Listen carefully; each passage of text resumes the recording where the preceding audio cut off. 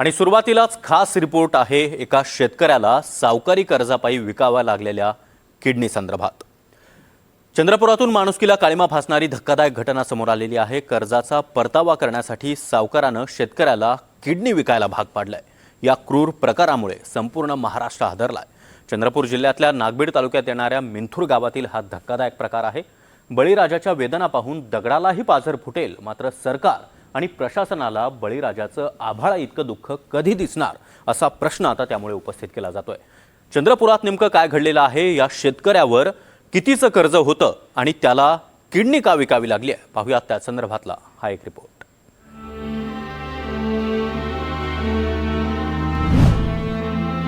सावकाराचं 1 लाख रुपयाचं कर्ज 74 लाख रुपयांवर। सावकाराच्या कर्जापायी शेतकऱ्यावर किडनी विकण्याची वेळ।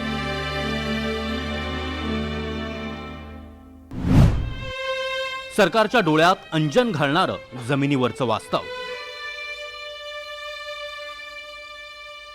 रोशन कुडे या शेतकऱ्याची एकूण 4 एकर शेती। या शेतीवरच कुटुंबाचा उदरनिर्वाह चालायचा। निसर्गाच्या लहरीपणामुळे शेतीत मोठं नुकसान झालं। 4 पैसे हातात राहावे म्हणून शेतीपूरक व्यवसाय करायचं ठरवलं। दुधाचा व्यवसाय सुरू करण्यासाठी गाई घेण्याचं ठरलं। गाई खरेदी करण्यासाठी सावकाराकडून 50-50 हजार रुपये घेतले। इथंही नशिबानं धोकाच दिला। खरेदी केलेल्या गाई मरण पावल्या आणि शेतीही पिकेना। दुसरीकडे कर्जाचा डोंगर वाढत चालला आणि सावकार घरी येऊन नाही नाही ते बोलू लागला। 1 लाख रुपयांचं कर्ज चक्रीवाढ व्याजानं 74 लाख रुपयांवर गेलं। कर्जाचा बोजा कमी करण्यासाठी 2 एकर जमीन विकली। ट्रॅक्टर, घरातलं सामानही विकलं। मात्र कर्ज काही संपता संपेना। कर्ज फेडायचं कसं असा प्रश्न पडला। शेवटी कर्ज दिलेल्या एका सावकारानं सल्ला दिला किडनी विकण्याचा। एका एजंटनं रोशन कुडे याला कोलकात्याला नेलं। तिथं कुडे याची वैद्यकीय तपासणी झाली। तपासणीनंतर कंबोडियामध्ये शस्त्रक्रिया झाली आणि कुडे यांची 1 किडनी काढण्यात आली। ती किडनी 8 लाख रुपयांना विकली। माझं नाव रोशन शिवदास कुडे, मिंथूर तालुका नागबीड जिल्हा चंद्रपूर। माझं दुधाचा व्यवसाय होता। 2017 पासून मी दुधाचा व्यवसाय करत होतो। त्याच्यानंतर कोरोना लागल्यानंतर गायींना लंपी बिमारी आली। माझ्याकडे जे पैसे होते मी ते उपचारासाठी वापरले। त्याच्यानंतर पैशाच्या अडचणीमुळे मी ब्रह्मपुरीला व्याजाने पैसे देते असं माहीत पडलं। मी त्यांच्याजवळ गेलो।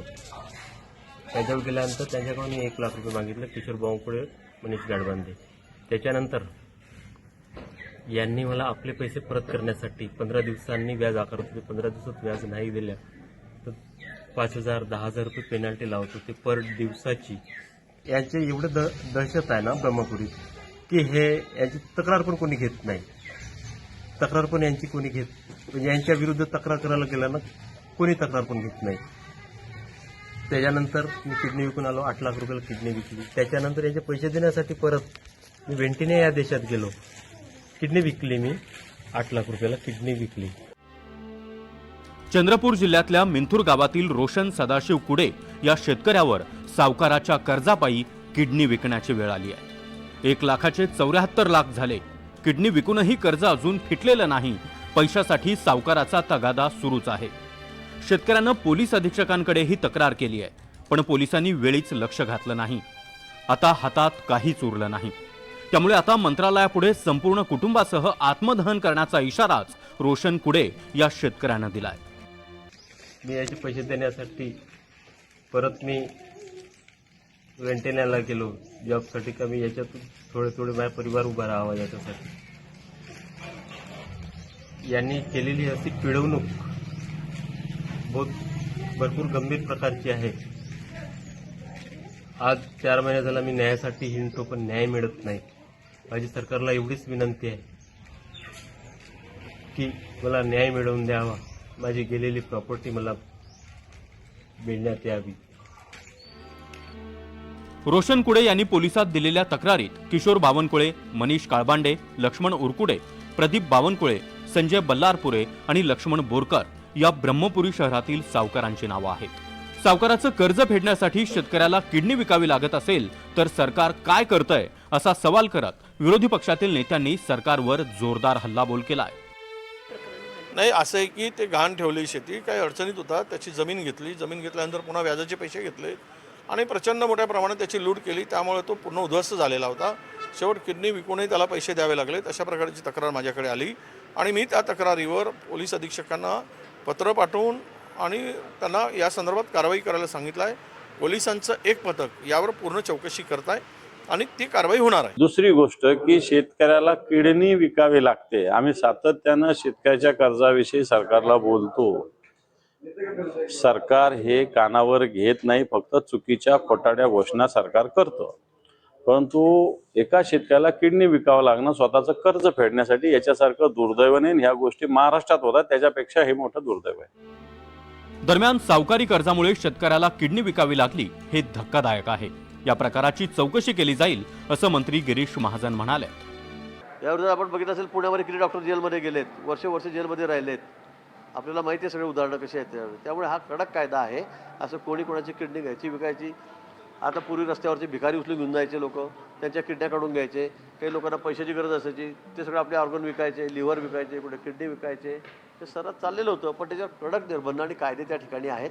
त्यामुळे मला वाटतं, मला हे माहीत नाही, पण याला किती आधार आहे हे मला माहीत नाही, पण तसं असेल तर निश्चित याची सखोल चौकशी झाली पाहिजे. मायबाप सरकार आता चौकशी होईलही, सावकारावर कारवाईही होईल, पण कर्जापायी विकावी लागलेली शेतकऱ्याची किडनी परत केली जाऊ शकणार आहे का? आधीच अतिवृष्टी आणि महापुरानं उद्ध्वस्त झालेल्या शेतकऱ्याला आता कुटुंबाला जगवण्यासाठी किडनी विकावी लागत असेल तर बळीराजा आता रंक झालाय. आणि त्याच्या या अवस्थेला जबाबदार कोण? शासन, प्रशासन की मग तोच? हे आता मायबाप सरकारनेच ठरवावं. अभिषेक भटपल्लीवारसह ब्युरो रिपोर्ट, NDTV मराठी.